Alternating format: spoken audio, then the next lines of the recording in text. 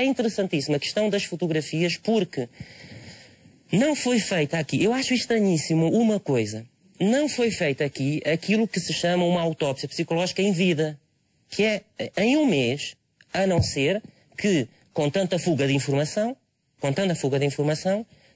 os peritos norte-americanos tenham avaliado pai, mãe, colegas, professores, conhecidos. Não há informações dessa na imprensa. Ou seja, só se pode comparar o estado atual, psicológico, emocional, sabendo o anterior, para fazer uma comparação. Mas o facto de ter sido, e deixe-me só falar uma vez mais para o Dr. Raul, claro, o facto de ter sido um surto psicótico é um atenuante na altura da sentença? Um atenuante ou até mais, como eu passarei a explicar. Há aqui uma questão que é essencial, eu não vou tocar obviamente aqui nos conhecimentos técnico-científicos do professor Luís Maia, e aliás é importante em primeiro lugar perceber isto.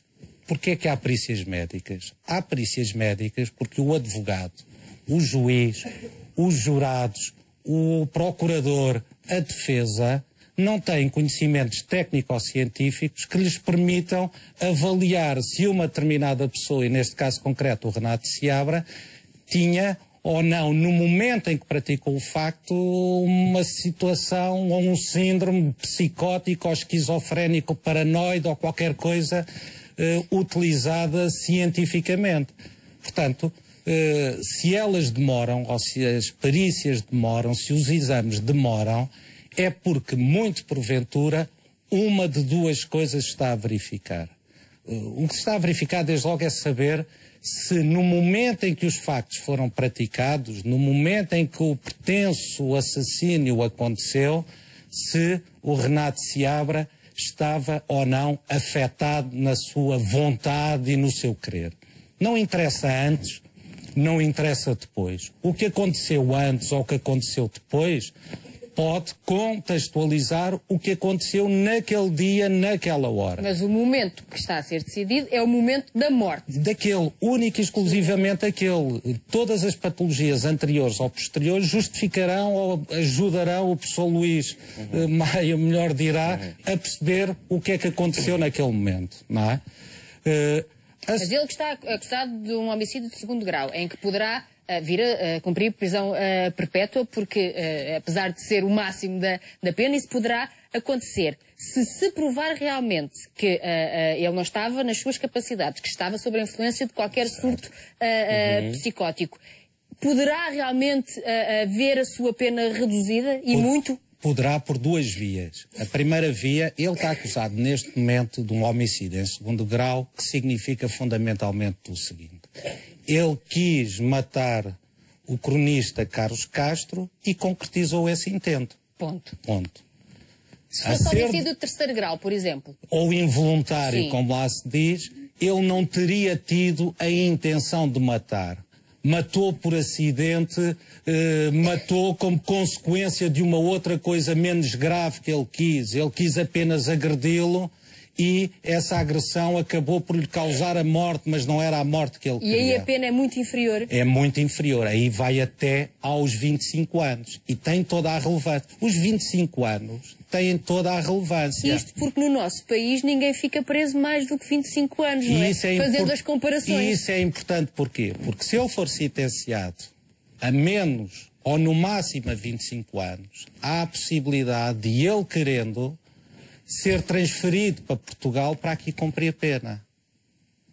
Porque se ele for sentenciado até 25 anos, ou no máximo em 25 anos, haverá grande possibilidade dos Estados Unidos e de Portugal acordarem na sua transferência para Portugal. Porque isso já aconteceu também com outros casos de estrangeiros que cometeram crimes nos Estados Unidos, não é? Nos Estados Unidos e no Canadá, que são normalmente... Mas nos Estados Unidos, porque esta convenção é uma convenção de troca ou de transferência de prisioneiros condenados em pena E privativa. no fundo essa deve ser a luta agora da defesa, porque é quase certo que vai haver uma condenação, Sim, não é? Mas toda a gente fala, e até quem fala nos cafés, porque o assunto é comentado assim, toda a gente diz, este jovem, ao entrar numa cadeia norte-americana, dificilmente sai de lá. Porque nós até já vimos imagens dessas mesmas cadeias e são um bocadinho diferentes das nossas, não é? Portanto, a defesa, claro que quer, é trazer o Renato para cá.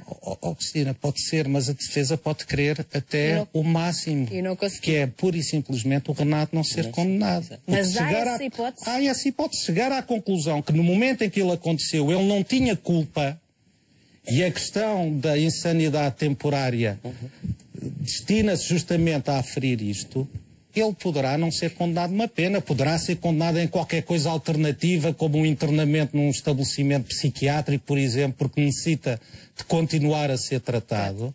Mas nos Estados Unidos, em Portugal, e eu diria em qualquer país que seja democrático e que preze os direitos e as liberdades das pessoas, ninguém pode ser sentenciado se não tiver culpa. E nos Estados Unidos ninguém pode ser preso ou condenado também se a certeza de que cometeu esse crime não fica acima de qualquer dúvida razoável. E aqui não é? o professor dizia que o surto psicótico pode só entrar em remissão vários meses depois, sim. não é?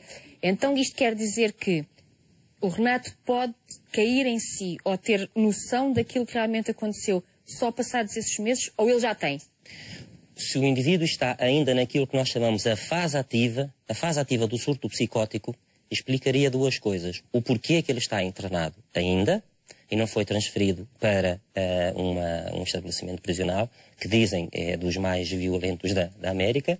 E o segundo motivo é o facto de os peritos necessitarem, por todos estes constrangimentos que estamos aqui a falar, necessitarem mais tempo para avaliar.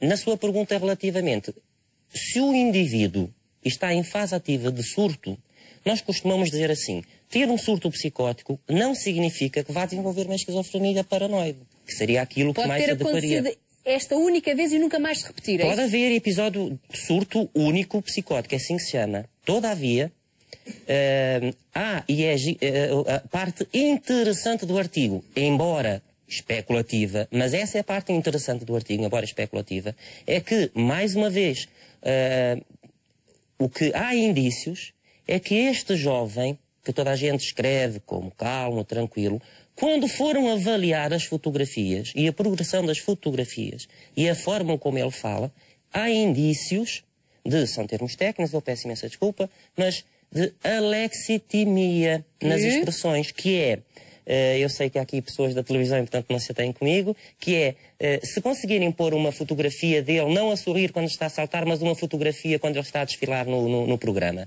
Então, nota-se claramente aquele sorriso típico de modelo, daquela modelo que estão duas e depois vai-se dizer, e a vencedora Miss Universo é tal, e a pessoa parece que ficou surpresa, e toda a gente nota na expressão que aquele é um sorriso forçado.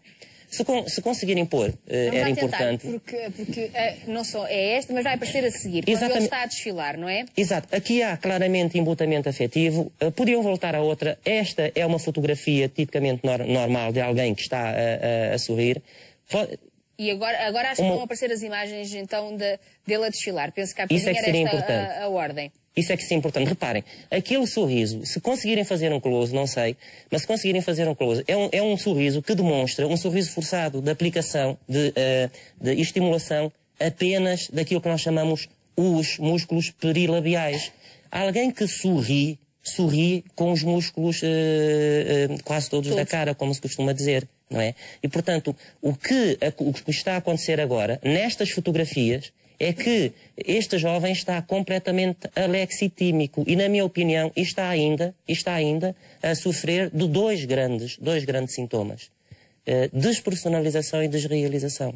E isso quer dizer o quê? Quer dizer o quê? Quer dizer que vai aos poucos, estando equilibrado pela medicação, mas a desrealização é o sentimento do eu e do mundo como algo que não é, é como eu sinto que não sinto, sinto que sou o que não sou, e a despersonalização é ver-me a ver literalmente isto, ver-me como personagem de um filme, em que os outros são personagens principais e eu às tantas acordo ou não e percebo que afinal eu é que sou o personagem principal. Exatamente. Não é?